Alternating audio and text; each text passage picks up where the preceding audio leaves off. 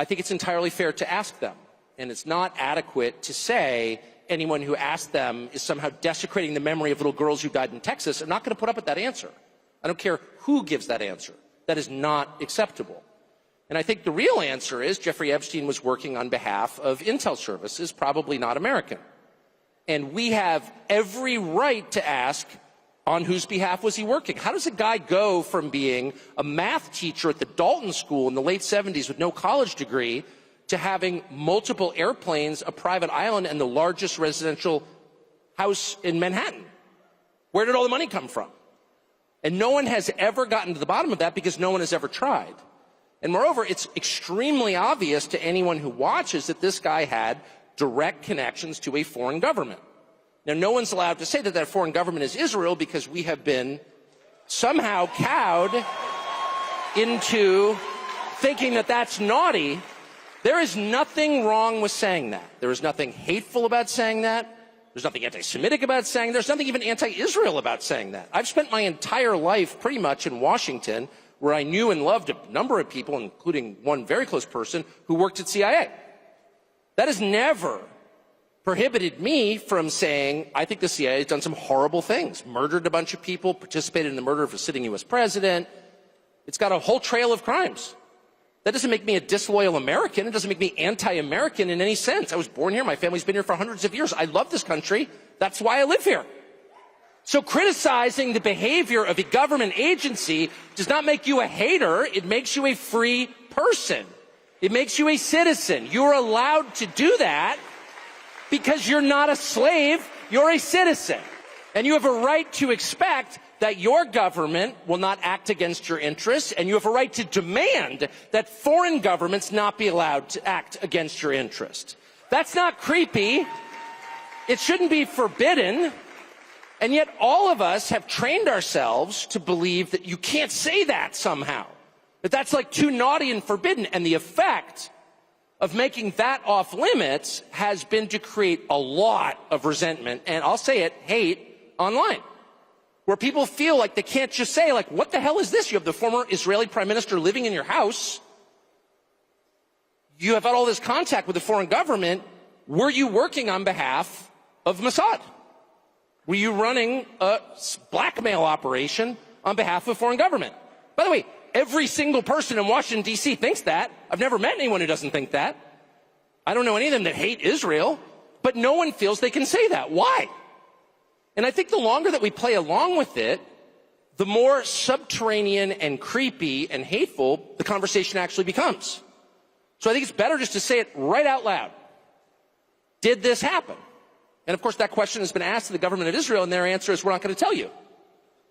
And I think our answer should be, no. As long as we're sending you money, if you were committing crimes on our soil, we have an absolute right to know, did you do this or not? Even now, when people talk about this topic, I can promise you, since I spent all day on the phone yesterday on this topic with informed people, they're like whispering certain words. And I'm like, why are we whispering? Why should I be ashamed as an American about wanting to know what the hell that just was? Why should I be embarrassed? I'm not the bad guy here. Why should I be embarrassed to ask, what's in this war for us?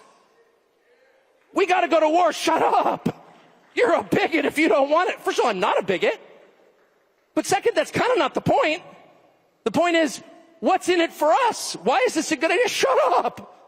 And it's exactly the style of argument that I voted against, and I will never accept it. I don't care who does it. I will never accept that. You may say, as a good friend of mine who's like totally deranged, but a good person, said to me yesterday, Iran is the biggest state sponsor of terrorism in the world. You know, reading the talking point that apparently everyone, a bumper sticker that is for sale somewhere, I guess. And I'm like, okay, I don't even know what that means exactly, but how many Americans have been killed by Shia terrorism in my lifetime, which is 56 years? I can't think of any. I'm sure there have been some in the United States. There have been Shia terror attacks sponsored by Iran in the U.S. I can't think of any. There was 9/11. That was a Sunni terror attack. And then there's the drug epidemic, which has killed more than 1 million people during that same period. People I know, my next-door neighbor's kid, dead. A bunch of people I know have died. And a bunch have been totally screwed up and taken out of life, basically. Their lives have been hollowed out. They're husks. They've been totally destroyed by drugs. That's the reality that I live in the United States. So you're telling me Iran is a bigger threat than the people peddling this garbage? I don't think so. Not where I live, it's not. Oh, shut up. And the person literally said, we're going to have to agree to disagree. Disagree with what? What are you even talking about? But at least he gave me an answer. He didn't say, oh, you hate so-and-so. He didn't go immediately to motive. This is when you know you're dealing with someone who has zero interest in getting to the truth of the question and instead is trying to make you be quiet in order to roll over you and make you obey. And the tell is when they go immediately to motive.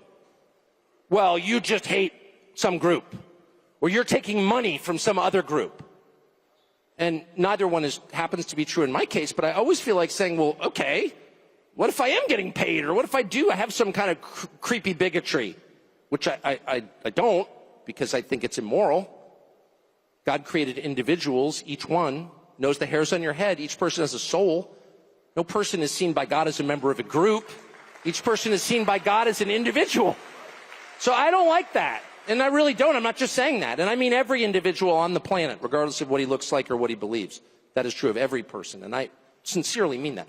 But even if I didn't, maybe I was some full wacko. And maybe I was taking tons of money from some bad country, one of the bad countries you're not allowed to talk about or like.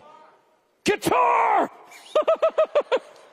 Qatar is kind of controlling our conversation. Qatar. Evil Qatar.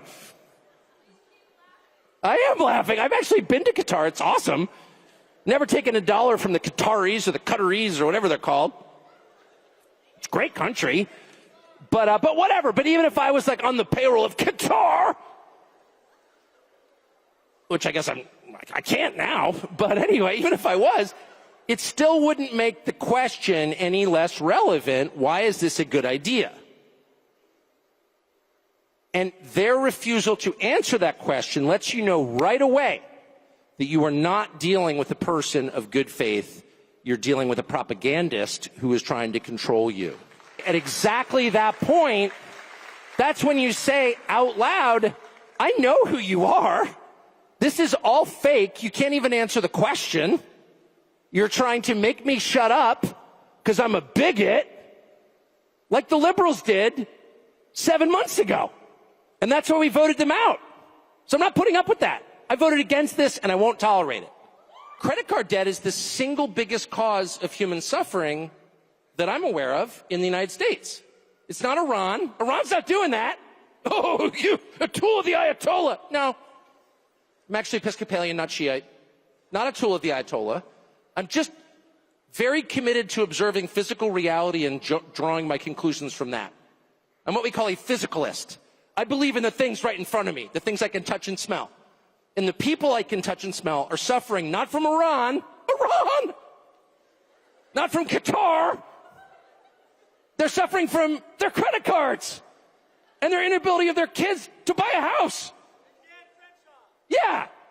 I don't think Dan Crenshaw is sold on this. Dan Crenshaw believes our threats are in other countries. Okay, they may be, but how are they bigger than credit card interest?